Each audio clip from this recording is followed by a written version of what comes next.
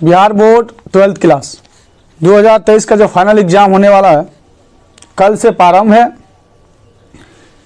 कल Hindi subject 8 faculty का है, उसका मोस्ट क्वेश्चन अभी आपको कराएंगे और 100% गारंटी है वो क्वेश्चन आपको एग्जाम में आएगा। ये वीडियो आप अंत तक जरूर देखिएगा। सबसे पहले पैटर्न जान लीजिए जो किस तरह से एग्जाम में पूछा जाएगा, वो पैटर्न भी आपको जानना जरूरी है। 100 का आपको ऑब्जेक्टिव रहेगा। कितना ऑब्जेक्टिव रहेगा? 100 ऑब्जेक्टिव रहेगा।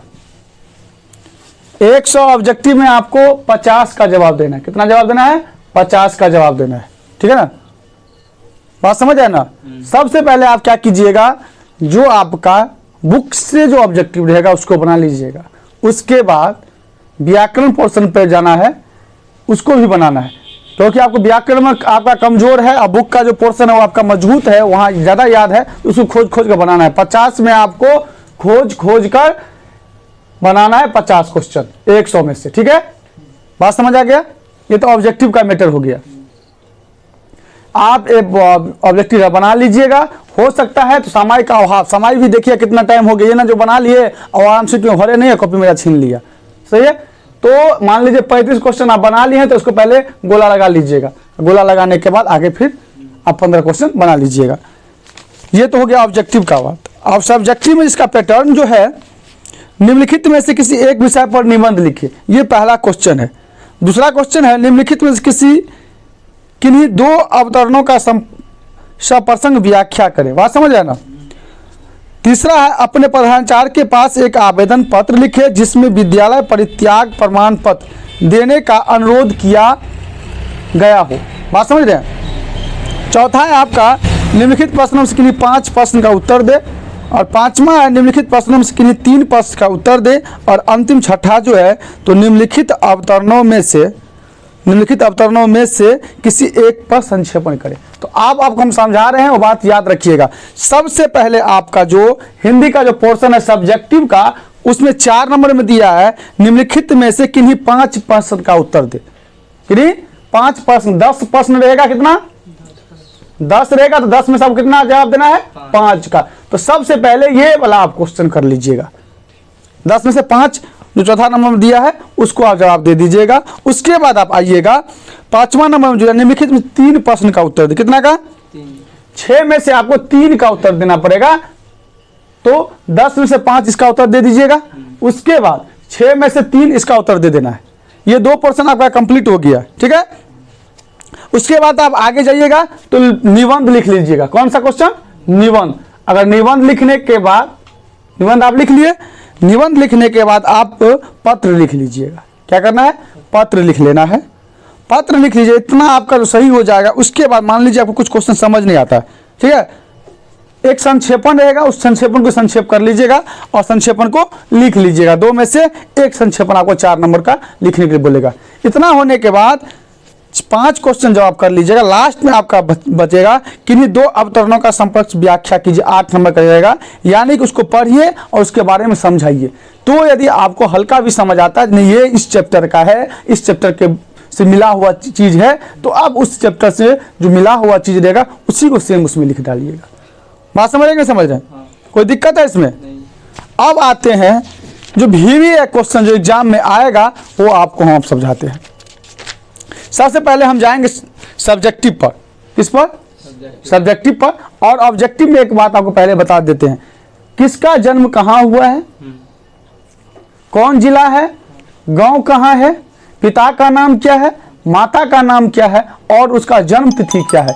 ये चीज आपको पूछेगा। ये चीज आपको पूछा जाएगा। ठीक है, बात समझते हैं? कोई दिक्कत है इसमें? कोई दिक्कत है नहीं ना?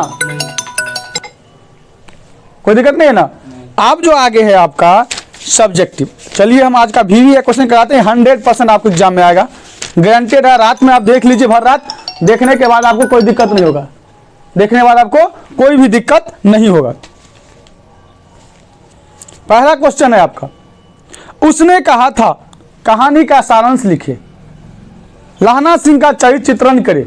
लाहना सिंह कौन था? ये सब क्वेश्चन एक ही क्वेश्चन है। ये सब क्वेश्चन एक ही क्वेश्चन है। तो लाहना सिंह ने उसने कहा था जो चैप्टर है वो चंद्रधर शर्मा गुलेरी जी ने लिखा है। कौन लिखे हैं? चंद्रधर शर्मा गुलेरी जी ने लिखे हैं। इस कहानी में ये बात है, ऐसे लिखना है आपको, हम हल्का समझा देते हैं। जो उसने कहा था कहानी चंद्रधर शर्मा गुलेरी जी द्वारा लिखा गया है, ठीक है। लाहना सिंह जब 8-9 साल के थे तो उस समय एक दुकान पर जब खड़े थे, उस दिन एक लड़की उनके टांगे के नीचे देखा कि उन्होंने देखा कि एक टांगे के नीचे बैलगाड़ी होता है, टमटम होता टांगे, ठीक है, तो उसके नीचे आ गई तो उन्होंने उस लड़की का जान बचा दिया। और जब जान बचा दिया तो लड़की से पूछे क्या तुम्हारा कुमाई हो गई है? कुमाई का मतलब होता है मंगनी, विवाह से पहले। वो कहता था तेरी का, फिर निकल गई। समय बीतता गया, हम शॉर्ट में और तेजी में बताएंगे, लंबा वीडियो नहीं करेंगे। तो उन्होंने कहा तेरा कुमाई हो गई है, तो कहा धर का, आगे निकल गई। समय बीतता गया, लाहना सिंह फौज में भर्ती हो गया। लाहना सिंह जो फौज में भर्ती हुआ, सिख राइफल 77 का जमादार था। सिख राइफल 77 का क्या था? वो जमादार था। कोई दिक्कत? वह जर्मनी युद्ध करने गया था। कहाँ गया था? जर्मनी। अब वो लड़की का रोल यहाँ आता है। लड़की क्या बन जाती है? वो सूबेदारनी बन जाती है, क्योंकि उनका ब्याह सूबेदार से हो जाता है। सूबेदार का नाम है हजारा सिंह, उनका बेटा का नाम बौधा सिंह और एक दोस्त है वजीरा सिंह। जब सभी जर्मनी युद्ध करने के लिए जाता है तो लाहना सिंह कहाँ जाता है? हजारा सिंह सूबेदार के पास, क्योंकि कोई भी फौज सूबेदार के पीछे ही चलता है। जब वहां जाता है तो वो सूबेदारनी को देखता है। किसको देखता है? सूबेदारनी को देखता है। और जब वो सूबेदारनी को देखता है ना, तब वह पहचान जाता है। जब पहचान जाता है उसको पुरानी बातें यादें आने लगती है। फिर वो सब युद्ध करने के लिए विदा होने लगते हैं। तो उस समय वो सूबेदारनी लाहना सिंह के कहते हैं, लाहना सिंह तुम मेरा एक वचन पूरा कर देना, हमारे पति और बेटे का रक्षा करना। इस तरह से सभी युद्ध लड़ने चले गए। जाड़ा का मौसम था, युद्ध नहीं हो रहा था। तो लाहना सिंह हजारा सिंह से कहते हैं इस तरह से यदि कहते हैं, कहावत है बिना दौड़े घोड़ा और बिना लड़े सिपाही कोई काम का नहीं होता है, ये कथन है इसमें। और कहा यदि हम जारे से मर जाएंगे, लाहना सिंह का कथन है यदि जारे से हम मर जाएंगे तो 1 गज मुरब्बा भी नहीं मिलेगा। तो 1 गज मुरब्बा का मतलब होता है 1 गज जमीन। कोई दिक्कत नहीं। युद्ध का जय घोष होता है, युद्ध प्रारंभ हो जाता है और युद्ध प्रारंभ होने के बाद दोनों तरफ से गोलीबारी चालू होता है। लाहना सिंह देखता जो हजारा सिंह बौधा सिंह आगे लड़ रहा है, इस कारण लाहना सिंह आगे लड़ने के लिए चला जाता है, ठीक है। अब जो लड़ने के लिए चला जाता है तो उनके सीने में गोली लग जाता है। अब वो गोली लग जाता है तो वो बेहोश हो जाते हैं, उनकी आंखें में धुंधले छा जाती है, पुरानी बातें से उन्हें याद आने लगता है। जब उनका अंत समय आता है तो वो हजारा सिंह से कहते हैं जो आप सूबेदारनी के पास जाइएगा तो ये बोल दीजिएगा जो लाहना सिंह ने उनका वचन पूरा किया। कोई दिक्कत है इसमें? अब नहीं, ऐसे मिला के तुमको लिख देना, ये कहानी तुमको बता दी, इससे पहले वीडियो डाला हुआ है, ठीक है। इसमें दिया हुआ है लाहना सिंह के प्रेम के बारे में बताइए, अभी बताएं, लिख देगा। अब लाहना सिंह के बारे में कोई भी क्वेश्चन पूछे इसी को मिला के लिख देना है। ओम प्रकाश वाल्मीकि की रचना झूठन का सारांश लिखे। ओम प्रकाश वाल्मीकि की रचना झूठन का सारांश लिखे। तो झूठन ओम प्रकाश वाल्मीकि द्वारा लिखा गया आत्मकथा है। इनमें कहा गया है जो एक गरीब असहाय बच्चे का वर्ण किया गया है, लड़कों का वर्ण किया गया है जो फटा सुतना कपड़ा पहनता है। ऑब्जेक्टिव में आ जाएगा जो बच्चा कौन सा कपड़ा पहना है, तो बच्चा फटा सुतना कपड़ा पहना, फटा हुआ कपड़ा, ठीक है, सुतना शब्द याद रखना। तो बहुत गरीब है, वो हर दिन काम करता है, सालों भर काम करता है। सालों भर काम करने के बावजूद भी उसे 22 से 23 किलो ही अनाज मिलता है। कितने भी खट ले, कितने भी अच्छा काम कर ले, काम करने के बाद उसे झूठन ही प्राप्त होता है। शासक वर्ग बड़े बड़े बड़ाई करते हैं, जो हम ये करते हैं, राजनीतिक दल ये कहते हैं हम ये करते हैं, ठीक है। 15 अगस्त के दिन, 26 जनवरी के दिन शासकों के बड़े बड़े नारे लगाते हैं और उस बीच में जो पढ़ने वाला बच्चा है वो पढ़ने के लालसा ही, लेकिन फटा हुआ पेंट कपड़ा पहना हुआ उस बीच में खड़ा है, लेकिन कोई शासक वर्ग उस बच्चे पर ध्यान नहीं जाता है। वो बच्चे पढ़ना चाहता है लेकिन आत्मा मोड़ कर रह जाता है जो हम पढ़ नहीं पाता है। अब इस कहानी के बाद तो समझ गए, इसे ऐसे ही घुमा के तुमको लिख देना है, कोई दिक्कत। हम आते हैं आगे। जयप्रकाश नारायण आंदोलन के नेतृत्व के संबंध में जयप्रकाश नारायण के क्या विचार थे? संघर्ष समिति में जयप्रकाश नारायण ने क्या अपेक्षा थी? जयप्रकाश नारायण जी दिन और दिनकर जी और बेनीपुरी जी की स्मृतियाँ का प्रभाव से अपनी जिम्मेदारी का पूरा एहसास था। छात्रों से आग्रह करते हैं कि आगे आइए, नेतृत्व कीजिए। समझ गया? देश को युवाओं की जरूरत होता है। किसको? युवाओं की जरूरत। युवा ही अपने देश के उत्थान में आगे आ सकते हैं। जयप्रकाश नारायण जी उन्होंने अपने घर वाले से कहा, मैं अभी आपके काम में नहीं आऊँगा, मैं देश के लिए अब निकल पड़ा हूँ, मैं देश के लिए लड़ूंगा, देश की आज़ादी का बिगुल बजाऊंगा, हर घर तक आवाज़ दूंगा और हर एक भारतीयों को स्वतंत्रता के लिए आगे बढ़ाऊंगा। ये उनका कथन था। उनके बारे में मिलाकर तुम लिख देना, कोई दिक्कत है? शॉर्ट में थोड़ा बताते हैं जो समझ भी रहेगा और लिख भी देगा। बातचीत निबंध का सारांश लिखे तो बालकृष्ण भट्ट द्वारा आधुनिक हिंदी गद्य के आदि निर्माता का महान कवि, पत्रकार, निबंधकार हिंदी के थे। तो उन्हीं के द्वारा, बालकृष्ण भट्ट के द्वारा बातचीत शीर्षक लिखा गया है। कोई दिक्कत? निबंध बातचीत जो है मानव कहा गया है, ईश्वर के द्वारा मानव को सबसे अनुपम आहार जो दिया गया, उपहार जो दिया गया है, वह है वाक शक्ति, यानी कि बातचीत।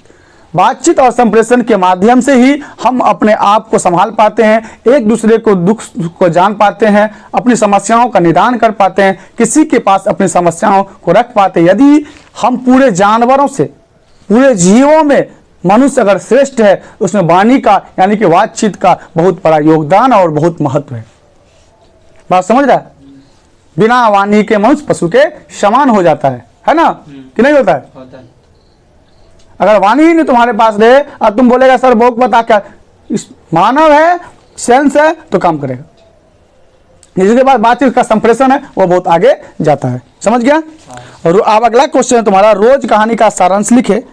तो रोज कहानी अज्ञेय जी के द्वारा लिखा गया। किसके द्वारा? अज्ञेय के द्वारा लिखा गया, जो मनोवैज्ञानिक कहानी है। कौन सा कहानी है? मनोवैज्ञानिक कहानी।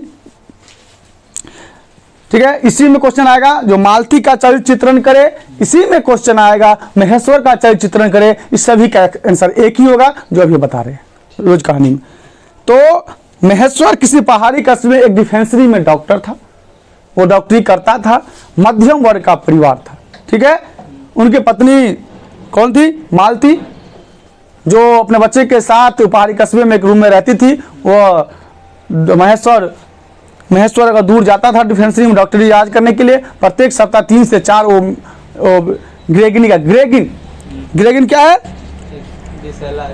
ग्रेगिन क्या, जब कांट जो गड़ जाता है, क्या गड़ जाता है? कांट जो गड़ जाता है तो कोराठी हो जाता है, और कोराठी हो जाता है तो बड़ा घाव हो जाता है, और बड़ा घाव हो जाता है तो टांग काटने का नौबत आता है। उनका वो इलाज करती थी। उनकी पत्नी बहुत व्याकुल रहती थी। 2:30 बजे उनके घर का घड़ी का घंटा बजता था, तब वो उनके पत्नी अपने पति के इंतजार में, मेरा पति आएंगे भोजन करेंगे। जिस दिन घड़ी का घंटा बजता था, उनके पति नहीं आती थी, वो बेचैन हो जाती मालती। ठीक है, महेश्वर कहते हैं जो हमारे पास इतना समय नहीं है, हमारा ग्रेगनी तो घर में है जिनका मैं इलाज नहीं कर पाता, यानी कि अपनी पत्नी पर समय नहीं दे पाता हूँ, उनके दुखों का निवारण नहीं कर पाता हूँ, लेकिन लोगों को बहुत सहायता करता हूँ, लोगों को ग्रेगनी का इलाज करता हूँ, लेकिन अपनी पत्नी का सहायता नहीं कर पाता हूँ। अब इस कहानी में जो सारांश है आप समझ गए, मिला के लिख सकते हैं। हम शॉर्ट अपनी भाषा में बता रहे हैं, कोई दिक्कत है? अब अगला क्वेश्चन है, ओ सदा नीरा का निबंध लिखिए, या ओ सदा नीरा पाठ में आए नौका बिहार का। ओ सदा नीरा आए, इसके बारे में तुमको लिख देना है। ठीक है, कोई दिक्कत है? जगदीश चंद्र माथुर के द्वारा ओ सदा नीरा लिखा गया है। जगदीश चंद्र माथुर के द्वारा क्या लिखा गया है? ओ सदा नीरा। ठीक है ना, बात समझ रहा है? और इसमें दिया गया है गंडक नदी चंपारण में क्या है? गंडक नदी के बारे में, ओ सदा नीरा के बारे में स्पष्ट किया गया है। समझ रहा बात? कोई दिक्कत है इसमें? कोई दिक्कत किसी को है? नहीं। अब बताते हैं इसको, कहानी इसको समझाते हैं। गंडक नदी चंपारण क्षेत्र के लिए बहुत खुशहाली था। समझ गया? खेती बाड़ी, पशु के लिए, हाँ, सिंचाई के लिए, हर चीज के लिए उपयोग आता था। समय बीतता गया, लोगों की जनसंख्या बढ़ती गई, आवश्यकताएं बढ़ती गई। लोगों ने नदी के किनारे बांध, नदी को भरना चालू कर दिया, घर सब बना लिया। समझ गया ना? इससे क्या है, नदी का मुहाना कम हो गया।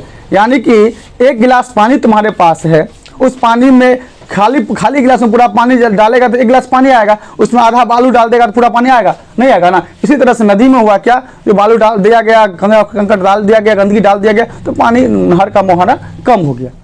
पेड़ पौधे भी काटने जाना लगा, बात समझ रहा है। अब उत्तर हिमालय की तराई क्षेत्र से आने वाली पानियाँ, अधिक वर्षा के कारण बार बार गंडक नदी से वहाँ के क्षेत्रों में बाढ़ आ जाता है।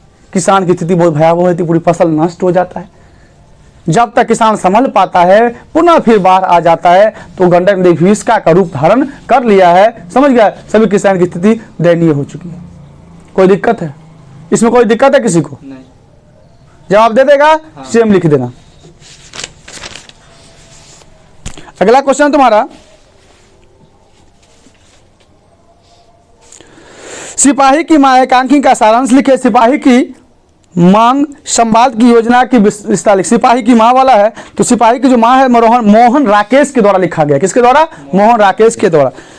मोहन राकेश द्वारा रचित है। इसमें एक सिपाही है जो फौज में भर्ती हो जाता है। इनकी मां विष्णु है। सिपाही का नाम मानक है और उसकी बहन की नाम मुन्नी है। क्या है? उसकी बहन की नाम मुन्नी है। समझ गया। समय बीतता जाता है, वो युद्ध करने चला जाता है। उनकी बहन शादी करने लायक होगी। मुन्नी शादी करने लायक है। क्या है? मुन्नी शादी करने लायक है। जब वो युद्ध में जाता है तो बहुत दिनों तक इंतजार करता है, जब वो पैसा लेकर आएगा या भेजेगा तभी ना उसका शादी होगा। तो एक ही भाई कमाने वाला है घर में, समझ गया ना। तो उसकी बहन माँ डाकिया का इंतजार करती। किसकी? डाकिया की। जो पोस्ट ऑफिस चिट्ठी आएगा तो मेरा बेटा कब आएगा या पैसा भेजेगा, कुछ करेगा तो मेरी बेटी की शादी होगी। ये लालसा में हर वक्त रहती है। एक दिन उनकी माँ सपना सुनती है, जो सिपाही मानक, क्या है? मानक है ना। मानक सिपाही जो उनका पुत्र है वो उनका इंतजार कर रहा है। किसका इंतजार कर रहा है? बेटा का। तो उन्हें सपना सुनता है कि उनका बेटा और एक सिपाही एक दूसरे में युद्ध कर रहा है। क्या कर रहा है? एक दूसरे में युद्ध कर रहा है।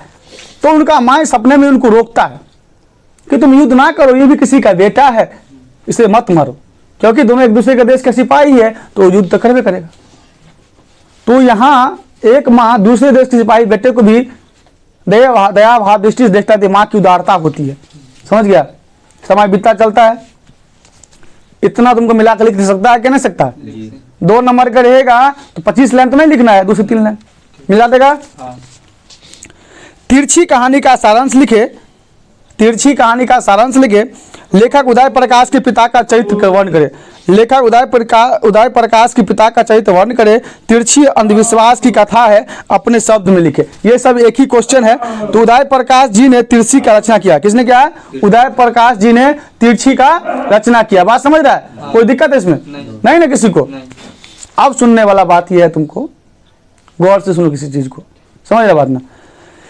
तिरछी एक विषैला जंतु है जो छिपकली प्रजाति का है। कहता है समाज इस तरह से अभी भयावह स्थिति में है जो किसी को कोई देखने वाला नहीं है। एक गरीब को सताया जा रहा है, समझ गया ना। गरीब का शोषण किया जा रहा है, उसे इतना प्रताड़ना दे रहा है, उसने प्रताड़ना दे रहा है, यानी इतना सताया जा रहा है कि वो बेचैन है। बड़े पैसे वालों के द्वारा, शक्तिशाली लोगों के द्वारा गरीब सताया जाता है तो गरीब घुट घुट के मरता है। क्या करता हो? वो गरीब घुट घुट के मरता है। लेकिन जब एक विषैला जंतु किसी को काट लेता है, छिपकली प्रजाति का जो ये तिरछी है, ये जो काट लेता है, और यदि काटने के बाद आदमी तुरंत मर जाता है, लेकिन जब समाज के द्वारा सताया गया व्यक्ति घुट घुट कर मरता है। इसीलिए इस पाठ में कहा गया है, जो एक समाज के द्वारा जो शोषक वर्ग है, जो ईर्ष्यालु व्यक्ति है, जो झगड़ालू व्यक्ति है, जो लोगों को दबाने वाले व्यक्ति है, उससे अच्छा ये तिरछी है जो एक बार ही आदमी को मौत देता है, तर पाता नहीं है। लिख सकता है? कोई दिक्कत? कोई दिक्कत नहीं। आगे बढ़ते हैं। शिक्षा पर निबंध लिखे। शिक्षा पर निबंध लिखे। तो जे कृष्णमूर्ति 20वीं शताब्दी में जे कृष्णमूर्ति 20वीं सदी के महान भारतीय जीवनोदय थे। बात समझ रहा है? ये जो है तुम्हारा शिक्षा का निबंध, ये जे कृष्णमूर्ति के द्वारा लिखा गया है। कहता है मानव विद्याविहीन मनुष्य पशु के समान होते हैं। जिस मनुष्य में विद्या नहीं है, जो मनुष्य शिक्षा ग्रहण नहीं किया है, वो मनुष्य पशु के समान होता है। शिक्षा एक ऐसा माध्यम है, शिक्षा एक ऐसा माध्यम है जो मनुष्य के परिवार, समाज, राज्य और देश में नाम बढ़ाता है। कोई व्यक्ति अगर देश का विकास कौन कर सकता है? जो व्यक्ति शिक्षित है। परिवार का विकास कौन कर सकता है? जो व्यक्ति शिक्षित है। समाज के लोगों का भलाई कौन कर सकता है? जो व्यक्ति शिक्षित है। ये बिना शिक्षा कोई भी आगे नहीं बढ़ सकता और ना वो समाज का उत्थान कर सकता है। ठीक है। अगला क्वेश्चन है तुम्हारा, अब है काव्य खंड। क्या है, कब ये खंड में हम आ चुके हैं। आगे पूरे किताब को हम जब तक होगा पूरे आपको सिलेबस तैयार करेंगे। अभी दूसरे कवरक में रचना का उद्देश्य निहित है, वर्ण करे। दूसरे कवरक में रचना का उद्देश्य निहित है, वर्ण करे। मोहम्मद कवि जोरी सुनवा का अर्थ निरूपित करे। मोहम्मद कवि जोरी सुनवा का अर्थ निरूपित करे। तो आप सुन लीजिए, हल्का सा जवाब देना है। जैसी कहते कि हमने अपने प्रेम गाथा गाकर खून की लय की तरह उसे लिपा है, अपने प्रेम पीर से इसे लिखा है, यह अजर अमर है मेरा गाथा। इस पीर को सुनने के बाद सब मन मुगन हो जाएंगे। पहले की तरह ना अब पंच परमेश्वर बचा, पहले की तरह ना पंच परमेश्वर बचा, ना अब कालिदास है, ना अकबर है, ना बीरबल है, ना अकबर है, ना बीरबल है, ना तोता हीरा मन रह गया है, ना अलाउद्दीन खिलजी है। समझ गया ना, ना पद्मावती सुंदरी है, ना अशोक है। अब यह दृश्य बदल चुका है। अब इस समाज में कोई भी ऐसा व्यक्ति नहीं है, कोई भी ऐसा नहीं समाज का भलाई करे। अच्छे पंच बन के उभरे, पंच परमेश्वर भी खो गया है। बात समझ रहा है? कोई दिक्कत है इसको मिला के लिख देना। सूरदास के प्रथम पद का भाव स्पष्ट करे। सूरदास के प्रथम पद का भाव स्पष्ट करे। पद है, ये पद सूरदास ने लिखा है, ठीक है।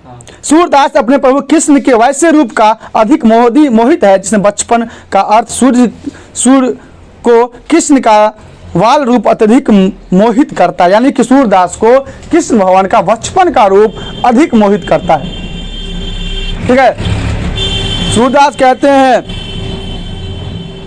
वज्रनंद पुत्र कमल के फूल खिल चुके हैं, गाय के बछड़े अपनी माँ के लिए रो रही है, मुर्गा की कुकवाहट होए, सूरज अपनी लाली माँ को छांट कर अब उजाले की आवेश में आ गई है, चिड़िया चिचा रही है, चिड़िया गीत गा रही है, खेल कूद रही है। उठो, उठिए, उठिए, हे नंदलाल, हे कृष्ण, हे मुरारी, उठिए। उनके बचपन के बारे में, कृष्ण भगवान के बचपन के बारे में सूरदास को बहुत अच्छा लगता है, उनकी विवेचना करने में, उनके बारे में लिखने में। ये एक बात इसमें दिया गया है। तो अगर कृष्ण भगवान के बचपन का रूप आपको देखेंगे टीवी सीरियल से में हर जगह, इसके बारे में है, तो आप उसको मिला के लिख दीजिएगा, कोई दिक्कत। अगला जो आपका क्वेश्चन है,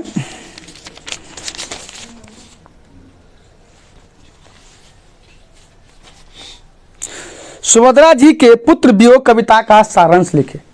सुभद्रा जी के पुत्र वियोग कविता का सारांश लिखे। तो पुत्र वियोग किसने लिखा? सुभद्रा कुमारी चौहान ने। कहता है, एक माँ सुभद्रा कुमारी चौहान के बड़े बेटे होने के बाद में कहानी में दिया गया है, वो बेटा मर जाता है।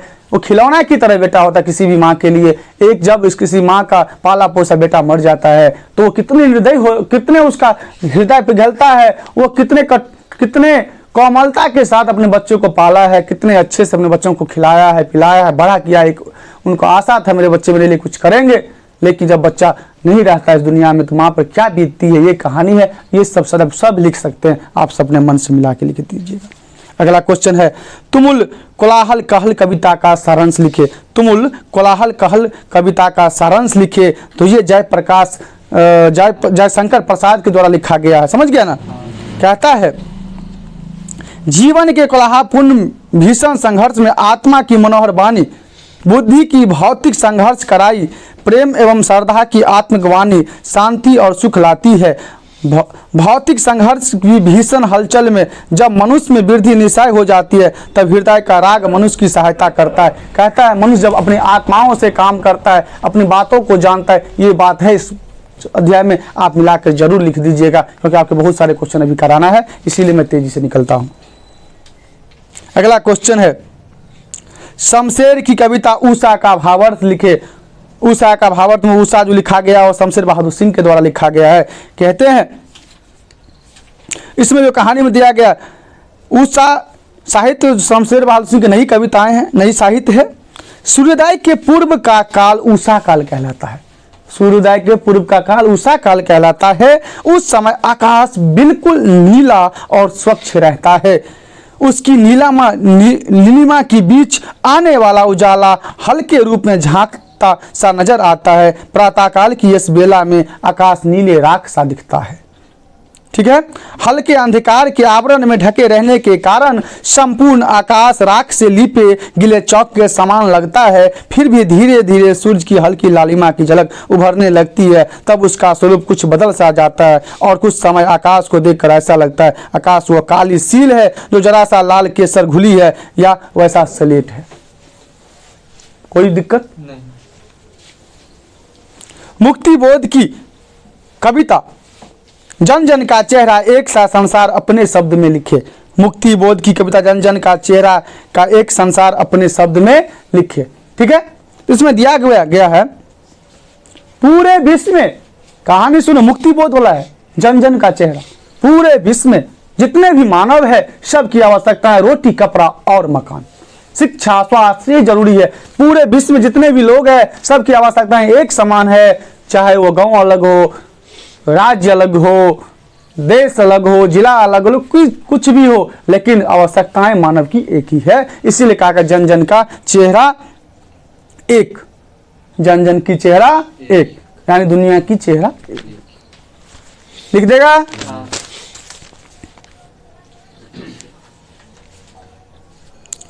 अधिनायक कविता का भावार्थ लिखे। अधिनायक कविता रघुवर साहनी के द्वारा लिखा गया। अभी तुमको बताए थे फटा सूथना कपड़े पहने गुणगान गाता है उच्चा। गरीब के बारे में वो क्वेश्चन सेम इसी में उतार देना, कोई दिक्कत है? नहीं। एक गरीब बच्चा है जो पढ़ना चाहता है, उसे सहायता नहीं मिलता है, वो खटता है, वो कपड़ा गलत फटा सूतना कपड़ा पहना हुआ है, वही सेम उसको मिला के लिख देना, कोई दिक्कत है? नहीं।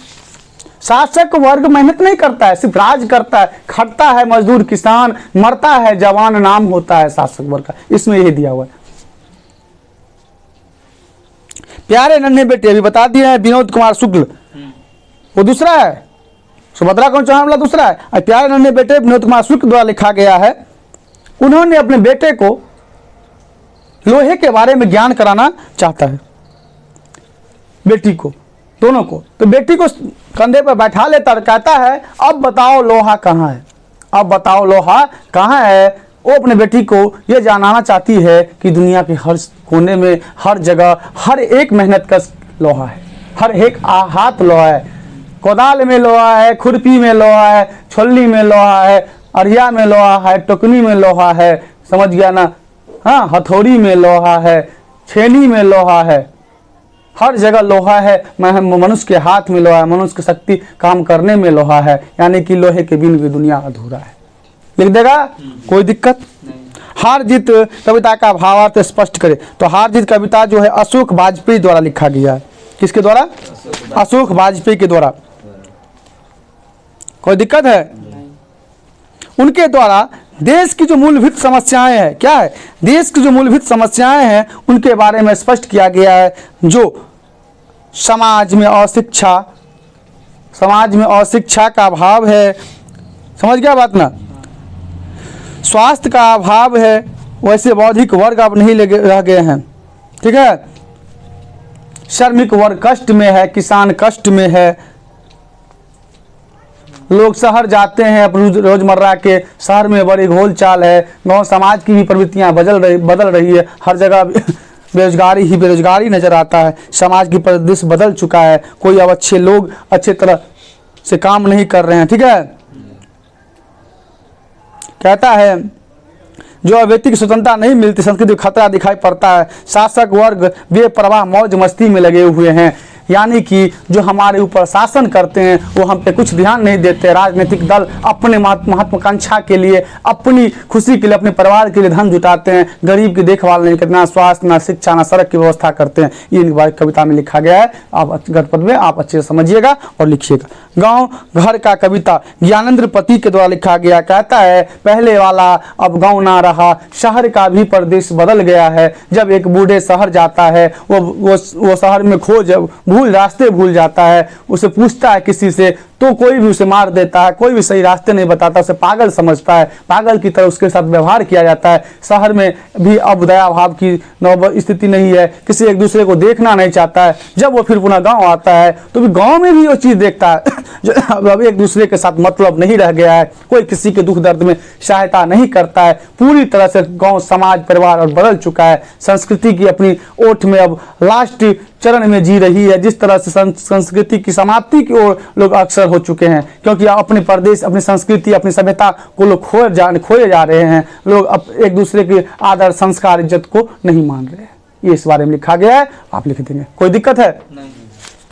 अब आते हैं आगे, गद्य खंड का कुछ 2 नंबर का क्वेश्चन जो है 5 नंबर ही है, उसे 5 क्वेश्चन पूछेगा 2 नंबर का। अगला क्वेश्चन है, अगर हमें वाक शक्ति ना होता तो हम क्या होते? यदि हमें वाक शक्ति ना होता तो हम क्या होते? यदि हमें वाक शक्ति ना होता तो हम पशु के समान होते। किसके समान होते? पशु के समान। अभी क्वेश्चन बताया है, ईश्वर के द्वारा, प्रकृति के द्वारा मनुष्य को सबसे अमूल्य चीज वाक शक्ति दिया गया, जिसके साथ हम किसी के दुख दर्द को समझते हैं, संप्रेषण करते हैं, बातचीत करते हैं, अपनी समस्या को निदान करते हैं, आगे बढ़ते हैं, पढ़ते लिखते हैं। वो वाक शक्ति ही माध्यम है जो मानव के एक जुड़ाव में रखा हुआ है, इसीलिए हम पशु से भिन्न है। लिख देगा। रमा रमोवल का क्या अर्थ है? रमा रमोवल तो केवल बातचीत करना, 2 से अधिक लोगों के बीच बातचीत केवल रमा रमोवल कहलाती है। ठीक है, उसने कहा था, कहानी का सारांश बता दिए हैं। यह जानकर कि लड़की की कुमाई हो गई, लाना सिंह की हालत क्या हुई? वो आश्चर्य पढ़ के सुनकर आश्चर्यचकित हो गया, पुनः पूछता है तो फिर कहता है हाँ हो गई है। ये बता दिया अभी। लाना सिंह कौन था? तो लाना सिंह, उसने कहा था, कहानी का नायक भी था और सिख राइफल 77 के जमादार भी था, 77 सिख राइफल का जमादार भी था। कोई दिक्कत? सूबेदार और उसका लड़का लड़ाई में क्यों गया था? क्योंकि जर्मनी के सैनिक के विरुद्ध लड़ने के लिए गया था। कोई दिक्कत है?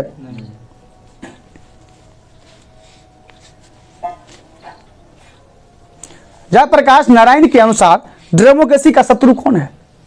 जयप्रकाश नारायण के अनुसार डेमोक्रेसी का शत्रु कौन है? तो डेमोक्रेसी का शत्रु वही है जो लोगों को सताता है, लोगों के बोलने का अधिकार को रोकता है, लोगों की प्रयास को रोकता है, लोगों को बोलने का अधिकार नहीं देता, अच्छे कार्य करने का अधिकार नहीं देता है, समाज में सही से जीने का अधिकार नहीं देने देता है, लोग गरीबों को सताता है, असहाय को मारता है, किसी को बोलने, संपत्ति रखने का, किसी भी चीज का अधिकार देने, वो लोकतंत्र का शत्रु है जो लोकतंत्र को दबाता है। ठीक है, भ्रष्टाचार की जड़ क्या है? भ्रष्टाचार की जड़ सरकार की गलत नीतियां, सरकार ही गलत नीतियां अपनाती है, जिस कारण भ्रष्टाचारी भ्रष्टाचार करते हैं और करोड़ों करोड़ रुपया लेकर देश से भाग जाता है, गरीबों को सताता है, गरीब का टैक्स का रुपया लेकर भाग जाता है। क्या है वो सरकार की गलत नीतियां है। स्त्रीयोचित गुण क्या है? स्त्रीयोचित गुण का मतलब होता है, स्त्री का गुण क्या है? दया, माया, सहिष्णुता और भीरुता, ये स्त्री के गुण है।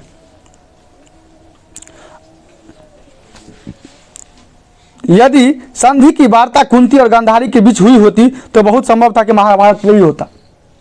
यदि संधि की वार्ता कुंती और गांधारी के बीच हुई होती तो बहुत संभव था महाभारत नहीं होता। कहने का तात्पर्य, यदि महिलाएं के बीच आपस में बातचीत हुआ होता कुंती और गांधारी के बीच, तो महिलाएं नहीं चाहती है कि एक दूसरा कोई विधवा बन जाए, उसको प्रेम स्नेह का भाव होता है, तो युद्ध नहीं होता। यही कारण हुआ कि पुरुष के साथ वार्तालाप हुआ, जिस कारण युद्ध हो गया। अगला क्वेश्चन है तुम्हारा, पुरुष जब नारी का गुण ले लेता तो क्या होता है? पुरुष जब नारी का गुण ले लेता तो अपूर्ण नहीं होता है, वो लज्जित नहीं होता है, बल्कि वो पूर्ण हो जाता है, क्योंकि उसमें दया, माया, सहिष्णुता आ जाता है। वो सभी का आदर इज्जत करते हैं, सभी को एक समान जानते हैं, सभी को प्रेम भाव से देखते हैं, वह पुरुष महान हो जाता है। नारी की पराधीनता कब से प्रारंभ हुई? नारी की पराधीनता कब से प्रारंभ हुई? क्वेश्चन का आंसर है, जब से कृषि प्रारंभ हुआ उस समय से पुरुष खेतों में काम करने लगे, महिलाएं घर में रहने लगी और खाना बना के ले जाने लगी। धीरे धीरे महिलाएं घर में सिमट के रह गई, पुरुष बाहर काम करने लगा। तब से ही नारी की पराधीनता प्रारंभ हो गई। ठीक है, अर्धनारीश्वर से आप क्या समझते हैं? अर्धनारीश्वर का तात्पर्य है जो आधा शिव आधा पार्वती, यानी कि आधा पुरुष आधा नारी का शरीर, ये अर्धनारीश्वर है। कहने का तात्पर्य जो एक पुरुष और नारी के बिना दुनिया अधूरा है, नारी के बिना पुरुष की कल्पना नहीं हो सकती है, और पुरुष के बिना नारी की कल्पना नहीं हो सकती है। दोनों एक दूसरे के पूरक है। मालती के पति के बारे में बताइए दिए हैं। रोज कहानी में घंटा बजने का तात्पर्य क्या था? पति का इंतजार करता था। इधर देखो आराम से, ग्रेगिन क्या है? ग्रेगिन कांटे गरने से होने वाले, कांटे जब गर जाता है, कोराठी हो जाता है, तो बहुत दिन तक रहने से क्या होता है? पाँव काटने के भी नौबत आते हैं, पाँव सड़ जाता है, इसीलिए उसका इलाज करना पड़ता है, ग्रेगिन कहते हैं। कोई दिक्कत? विद्यार्थी को राजनीति में क्यों भाग लेना चाहिए? भगत सिंह कहते हैं, एक लेखक एक पत्र का भगत सिंह लिखे हैं, कहते हैं विद्यार्थी को राजनीति में क्यों भाग लेना चाहिए? तो विद्यार्थी को राजनीति में इसीलिए भाग लेना चाहिए क्योंकि युवा शक्ति ताकतवर होता है, उसमें अधिक बुद्धिजीवी होते हैं, जो देश से लड़ने के लिए, मर मिटने के लिए तैयार होते हैं, अच्छे कार्य करने की सोच वाले होते हैं, इसीलिए राजनीति में विद्यार्थी को भाग लेना जरूरी है। कोई दिक्कत? भगत सिंह के अनुसार देश के कैसा युवाओं की आवश्यकता है? भगत सिंह को विद्यार्थी से क्या अपेक्षाएं हैं? तो भगत सिंह को अपने देश पर मर मिटने वाले, नौछावर होने वाले, देश पर तन मन धन से अर्पण होने वाले विद्यार्थियों की अपेक्षा है, युवाओं की अपेक्षा है। भगत सिंह ने अपने फांसी के लिए किस तरह की इच्छा व्यक्त की? भगत सिंह ने अपने फांसी के लिए किस तरह की इच्छा व्यक्त की?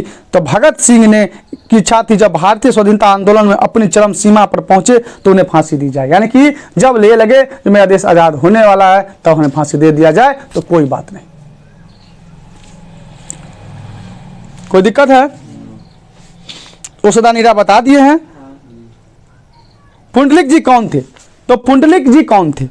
पुंडलिक जी भितरवा आश्रम विद्यालय के शिक्षक थे, जिसे गांधी जी ने बेलगांव से सन 1917 में बुलाया था शिक्षा देने और ग्रामीण को भयारोपण करने के लिए, ग्रामीण को शिक्षित करने के लिए, वहाँ के जो अशिक्षित व्यक्ति थे उन्हें शिक्षित करने के लिए। कोई दिक्कत नहीं। धागर शब्द का क्या अर्थ होता है? धागर शब्द का अर्थ है भारे का मजदूर। नील की खेती करने के लिए चंपारण में दक्षिण बिहार के छोटा नागपुर से चंपारण के इलाके में आदिवासियों को लाया करता था। किसको? आदिवासियों को लाया करता था। समझ गया? वो भारे का मजदूर है धागर का मतलब। कोई दिक्कत नहीं। चंपारण क्षेत्र में बाढ़ की आवश्यकता बता दी है। बुद्ध ने आनंद से क्या कहा? बुद्ध ने आनंद से कहा मैंने जो धर्म चलाया था। बुद्ध ने आनंद से क्या कहा? तो बुद्ध ने आनंद से कहा मैंने जो धर्म चलाया था वो 5 सहस्त्र वर्ष तक चलने वाला था, किंतु अब केवल 500 वर्ष ही चलेगा। कोई दिक्कत नहीं। विष्णु मानक की माँ है, उसे किस माँ है, पर उसमें किसी भी सिपाही की माँ को ढूंढा जा सकता है। अभी बताया हाँ। जो सिपाही दोनों झगड़ा कर रहा था तो एक माँ को, सिपाही को कहा बेटे सिपाही को मत मारो। मानक और सिपाही दूसरे से क्यों युद्ध करता है? क्योंकि सब एक जब युद्ध होता है तो एक देश दूसरे देश को चढ़ाई करता है, दोनों देश के सैनिक आपस में लड़ाई करता है, इसलिए अपने अपने देश के लिए लड़ रहा था। मुन्नी और विष्णु किसकी प्रतीक्षा? अपने बेटे विष्णु को अपने बेटे और मुन्नी को अपने भाई की प्रतीक्षा है। मुन्नी विष्णु को लड़ाई में क्यों भेजते? क्योंकि घर में एक ही कमाने वाला है, उनकी बेटी शादी करने लायक हुई, इसलिए बेटे को भेजता है, जो पैसा भेजेगा तो बेटी की शादी हो जाएगी। कोई दिक्कत नहीं। डायरी क्या है? डायरी क्यों लिखना चाहिए? डायरी दैनिक वेदांत की पुस्तक है। प्रतिदिन जो हम कार्य करते हैं उनके लिखने की पुस्तक है, एक ठो वेदांत है। समझ गया? और डायरी लिखना चाहिए। डायरी लिखने से हमें अपने मार्ग की प्रगति के बारे में पता चलता है, हमें अपने उद्देश्य की पूर्ति के बारे में पता चलता है और हम सही रास्ते पर चलते जाते हैं। इसीलिए डायरी लिखना जरूरी है।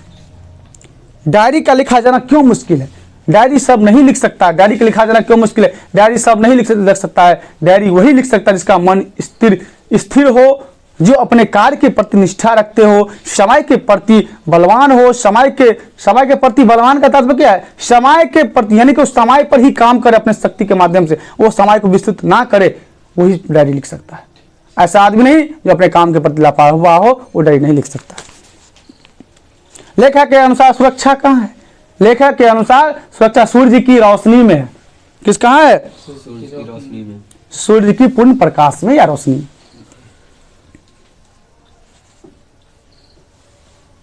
तिरछी क्या है? विशेला, एक विशेला छिपकली जाति की प्रजाति है। शिक्षा का अर्थ क्या है? शिक्षा विहीन मनुष्य पशु के समान होता है, शिक्षित व्यक्ति ही आगे बढ़ सकता है। कोई दिक्कत नहीं। कोई दिक्कत? तुलसी सीता से कैसी सहायता मांग रही है? क्वेश्चन है। तुलसी सीता से कैसी सहायता मांग रही है?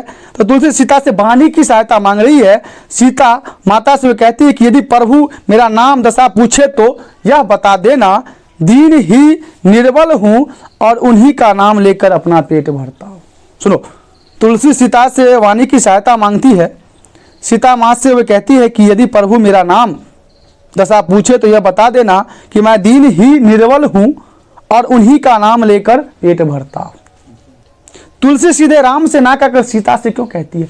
क्योंकि एक पुरुष अपनी पत्नी का बात अधिक मानता है, इसीलिए तुलसी सीधे राम से ना कहकर सीता से बात कहलवाती है। तुलसी को किस वस्तु की भूख है? तुलसी को भक्ति रूपी अमृत समान सुंदर भोजन की भूख है। अर्थात हे प्रभु, अपने चरणों में ऐसी भक्ति दीजिए कि फिर कोई दूसरा कामना न रह जाए। यानी कि भक्ति की भूख है, उसे ईश्वर की आराधना की भूख है। कोई दिक्कत नहीं? कोई दिक्कत नहीं। शिवाजी की तुलना भूषण मृगराज से क्यों की गई? शिवाजी की तुलना भूषण मृगराज से क्यों की? कहते हैं हाथी बड़ा विशाल जानवर होता है, उसके बावजूद भी शेर उसे खा जाता है, बाघ उसे खा जाता है। हाँ है ना? हाँ। इसी तरह से मेरा शिवाजी जी के सामने अनेक प्रकार के भयंकर से भयंकर सैनिक आए, लेकिन हमारे शिवाजी ने मृगराज के समान सभी को तहस नहस करके हरा के विदा कर दिए। वह कहते चमकता सितारा सिंह है, उनकी चुस्ती फुर्ती मस्तिष्क की तेज, शिवराज की चुस्ती मुक्ति की तेज, दुश्मनों के पर विजय प्राप्त करने की उनकी कला, कूटनीति हर चीज में माहिर थे। समझ गया बात? हाँ।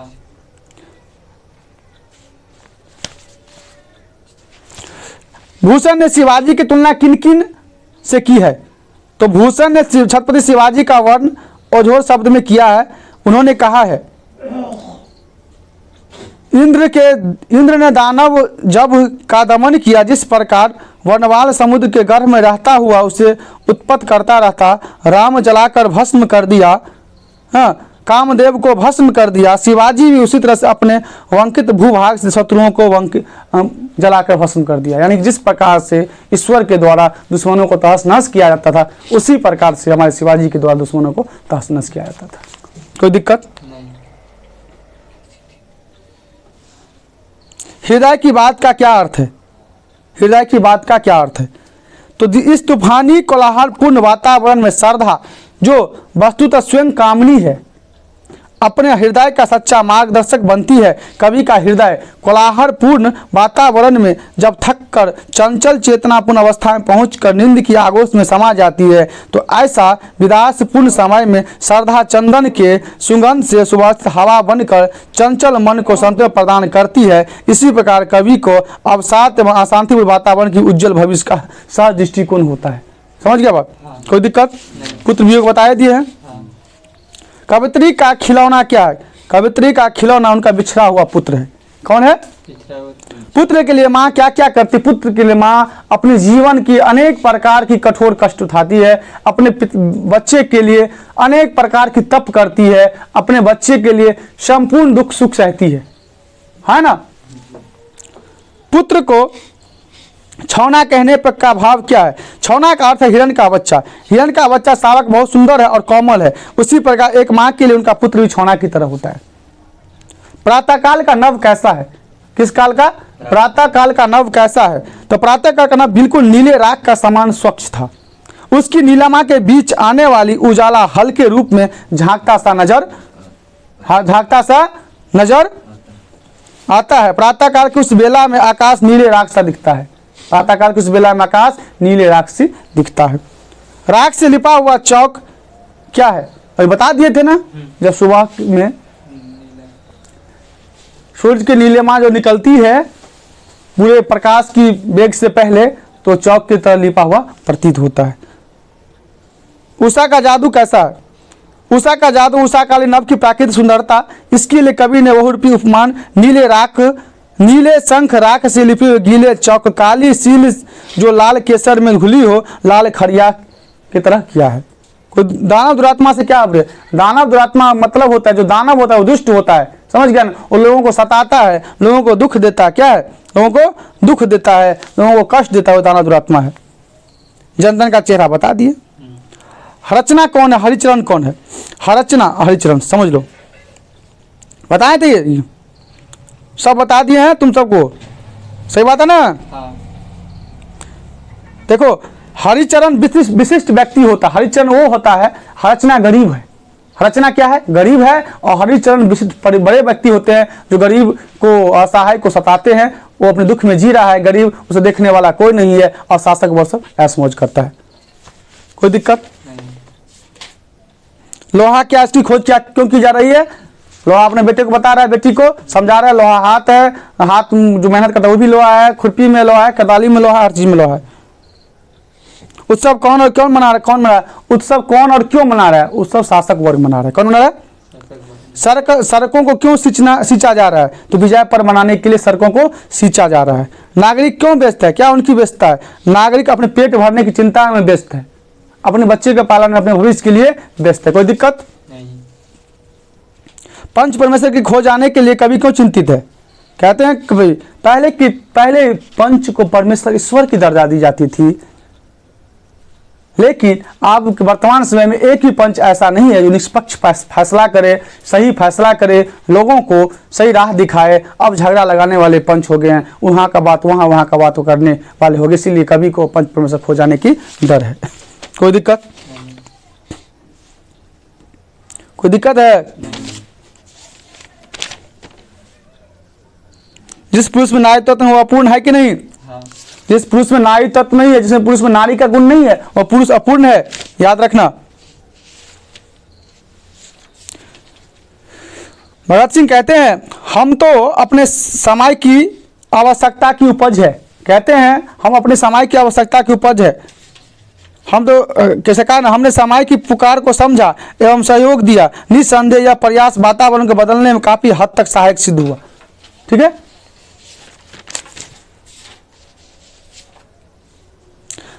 आदमी यथार्थ को जीता ही नहीं, यथार्थ को रचता भी है। आदमी यथार्थ को जीता नहीं, यथार्थ को रचता। कहते हैं जो व्यक्ति अच्छे कार्य करते हैं, अपने दैनिक जीवन में अच्छे प्रयास करते हैं, जो अच्छे पढ़ते लिखते हैं, वो सही से काम करते हैं, समझ गया ना, वो आगे बढ़ते हैं, उनके समाज में नाम होता है, वो भविष्य में याद किए जाते हैं। अगर भगत सिंह सुभाष चंद्र बोस के द्वारा अच्छे कार्य किसे याद करता है? अगर गुलाब का फूल मुरझा भी जाता है तो वो अपने सुगंध को नहीं छोड़ता है। दिक्कत? कोई दिक्कत नहीं।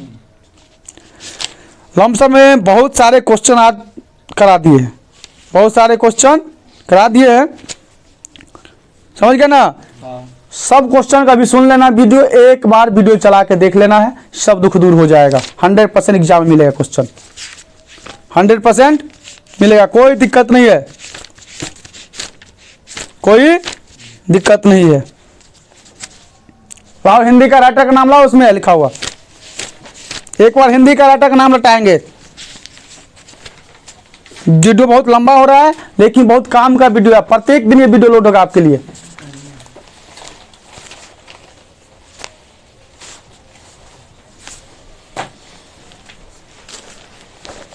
बोल सकते हैं, उसको बोलना याद होगा, गलत नहीं बोलना, बात नहीं बोलना, तुम सब बोल देंगे। बातचीत जो शीर्षक कविता है वो बाल कृष्ण भट्ट के द्वारा लिखा गया है। उसने कहा था चंद्रधर शर्मा गुलेरी जी के द्वारा लिखा गया है। संपूर्ण क्रांति जयप्रकाश नारायण, मैलांचल फणीश्वर नाथ रेणु, अर्धनारीश्वर रामधारी सिंह दिनकर, रोज अज्ञ, एक लेखक और एक पत्र भगत सिंह, ओ सदानी राज जगदीश चंद्र माथुर, सिपाही की मां मोहन राकेश, प्रगति और समाज नामवर सिंह, झूठन ओम प्रकाश वाल्मीकि, हंसते हुए मेरा अकेलापन मल्यज, तिरछी उदय प्रकाश, शिक्षा जे कृष्ण मूर्ति, कपरक जयसी। कोई दिक्कत?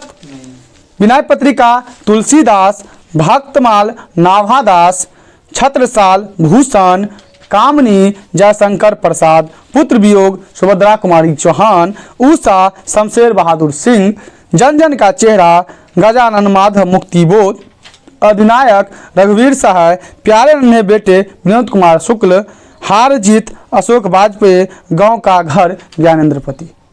कोई दिक्कत है? किसी को कोई दिक्कत है अब? नहीं। एक बात व्याकरण में आ जाओ, संज्ञा पूछ दे, क्या पूछ दे? संज्ञा।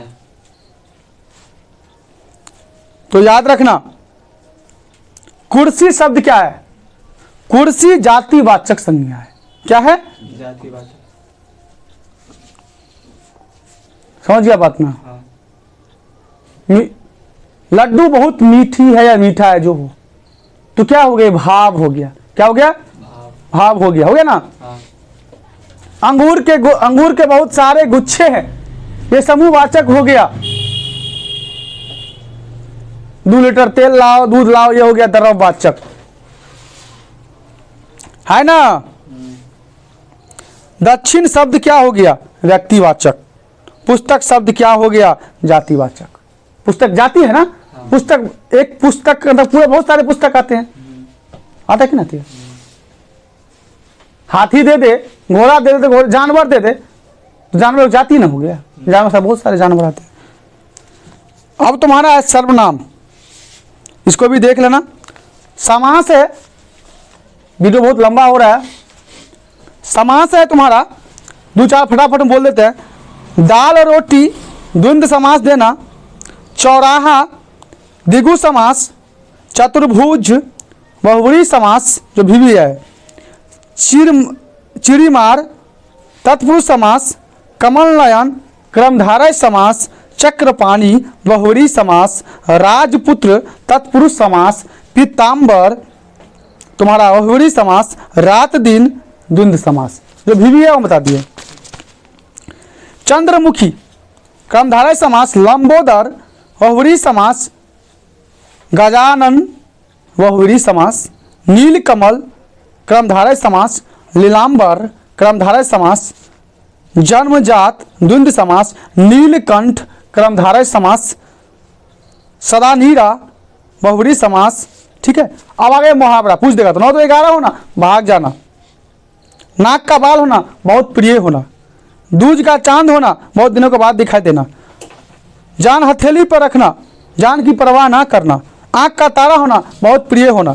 आस्तीन के सांप, घर में छिपा हुआ शत्रु।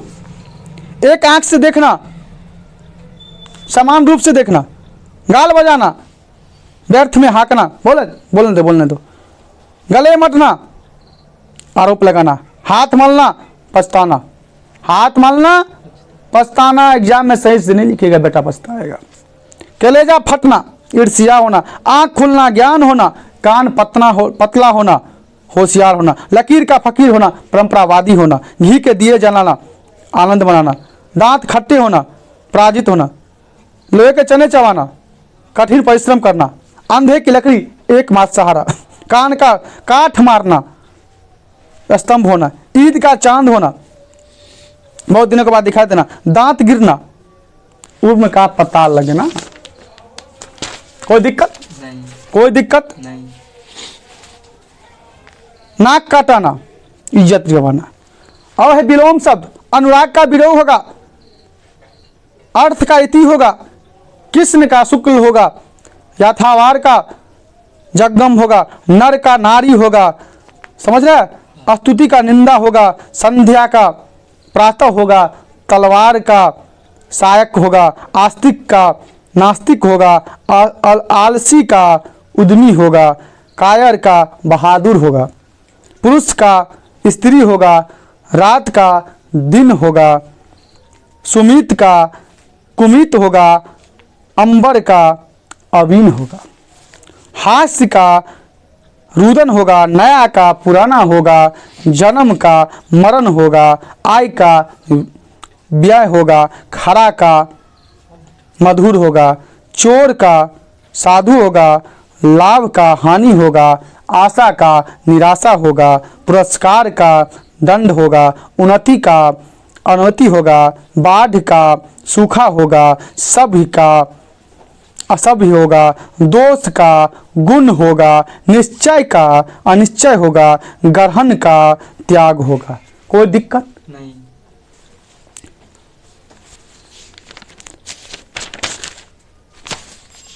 पर्यायवाची शब्द होता है, बहुत सारे पढ़ाए हैं, वीडियो भी अपलोड है, आप प्ले लिस्ट में जाकर भी देख सकते हैं।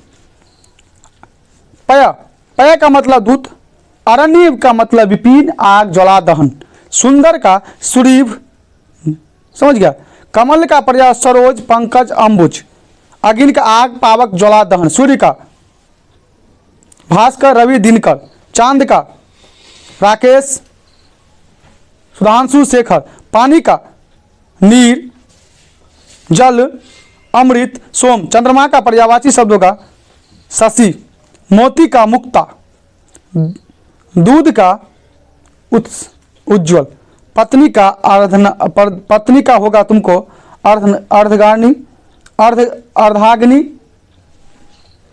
भार्या नारी स्त्री, सागर का पर्यायवाची शब्द होगा समुद्र, अश्व का पर्यायवाची शब्द होगा घोड़ा, पशुपति का पर्यायवाची शब्द होगा रुद्र, हवा का पर्यायवाची शब्द होगा पवन वायु, संख्या का गिनती, ठीक है, शब्द का पर्यायवाची शब्द होगा नाद, गंगा का मंदाकिनी देवनागनी, हाँ, तटनी तरनी, जो कपड़ा का शब्द का पर्यायवाची होगा वस्त्र, ना, वस्त्र वसन, ये सब होगा। पृथ्वी का भूमि धरती धरा धरनी, अमृत का सोम सुधा मधु। विशेषण का मतलब होता है किसी चीज को विशेष यानी बढ़ा चढ़ा कर बोल दो। तो गुणवाचक विशेषण है तुम्हारा पुराना, ठीक है। स्वर्ण का विशेषण क्या होगा स्वर्णिम, लोक का क्या होगा लौकिक, ग्राम का क्या होगा ग्रामीण, देखो कितना बढ़ा देता है, मास का मासिक, दिन का दैनिक, साहित्य का साहित्यकार, इतिहास का ऐतिहासिक, पर्वत का पर्वतीय, चल, जल का जलीय, पूजा का पूज्य, हृदय का हृदयी, मतलब बढ़ा दो बातों को। संधि विच्छेद बहुत सारे हैं, कितना बताए, संधि विच्छेद कितने प्रकार के होते हैं, इसमें 3 प्रकार दिए, 3 प्रकार का होता है। नायक का नई जोड़, अन्वेषण का अनुजोड़, एसन उद्गम का संधि विच्छेद होगा, उत जोड़ गम, निश्चल का होगा संधि विच्छेद, निह जोड़ चल, सज्जन का सत्य जोड़ जन, राजेंद्र का होगा तुमको राजा जोड़ इंद्र, तपोवल का संधि हो जाएगा तप जोड़ बल, सदाचार का संधि विच्छेद होगा सत्य जोड़ आचार, सत्य जोड़ आचार। महेश का संधि विच्छेद हो जाएगा महाजोड़ ईश, महोत्सव का हो जाएगा महाजोड़ उत्सव, जगदीश का जगत जोड़ ईश, संसार का समजोड़ क्या होगा सार, लंबोदर का संधि विच्छेद होगा लंब जोड़ उदर, दिग्गज का दिक्क जोड़ गज, हिमालय का हिम जोड़ आलय, नयन का नई जोड़ अन, निश्चल सद्भावनी का हो जाएगा तुमको सत्य जोड़ वाणी, गणेश का गण जोड़ इस। उपसर्ग का मतलब होता है आगे का शब्द, उपसर्ग का मतलब होता है आगे का शब्द, प्रत्यय का मतलब होता है पीछे का 2 शब्द, उपसर्ग का मतलब आगे का 2 शब्द। अब अनुसरण का है तो अनुसरण का हो जाएगा अनु, अनुरूप का अनु, उपदेश का हो जाएगा तुमको उप, प्रहार का पर, कनक का हो जाएगा तुमको, कनक का क्या होता है कनक का सोना, सुकर्म का हो जाएगा सु, समक का हो जाएगा सम, विशेष का हो जाएगा वी, पर्यवेक्षक हो जाएगा प्रेय, परि, प्रकाष्ठा का हो जाएगा प्रा, निर्हार का हो जाएगा निर, निबंध का हो जाएगा नी, समझ गया, अधिकार का हो जाएगा अधिक, उन्नति का हो जाएगा उत। अब प्रत्यय में तुमका लड़का का हो जाएगा आ का, जुर्माना का हो जाएगा आना, घूसखोर का हो जाएगा तुमका खोर, पियक्कर का हो जाएगा अक्कर, निंदक का हो जाएगा अक, पठनीय का हो जाएगा अन्य, इच्छा का हो जाएगा तुम्हारा आ। कोई दिक्कत, बुराई का आई, पढ़ाई का आई, घबराहट का आहट, रिक्शा वाला का तुम्हारा हो जाएगा वाला। कोई दिक्कत है नहीं। इतना बता दिए हैं तुम्हारे लिए, एक बहुत है तो कम से कम एक बार राइटर का नाम भी देख लेना है, ये वीडियो भी देख लेगा तो तुम्हारा बेड़ा पार है, ठीक है। ये वीडियो अच्छा लगा हो तो चैनल को लाइक सब्सक्राइब शेयर जरूर कीजिएगा, बहुत लाभदायक वीडियो है, प्रत्येक दिन शाम को इसी तरह से आपको वीडियो प्राप्त होगा। जब तक इंटर का एग्जाम है हर एक सब्जेक्ट का वीडियो आप लाएंगे, आर्ट और कॉमर्स फैकल्टी का, ठीक है।